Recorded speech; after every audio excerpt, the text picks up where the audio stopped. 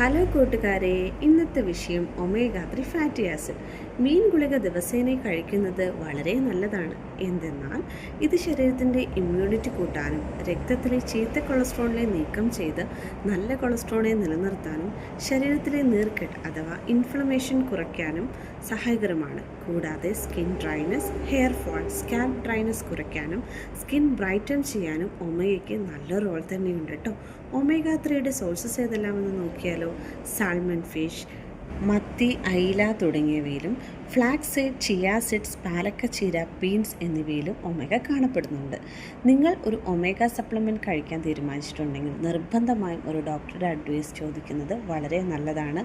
ഒപ്പം തന്നെ ഡോക്ടർ നിർദ്ദേശിച്ച സെയിം ബ്രാൻഡ് തന്നെ കഴിക്കാനും മാക്സിമം ശ്രമിക്കണം. എന്തെന്നാൽ ഒമേഗ 3 ടാബ്ലറ്റിലെ മെർക്കുറിയുടെ അളവ് കൃത്യമായി മനസ്സിലാക്കേണ്ടതുണ്ട്.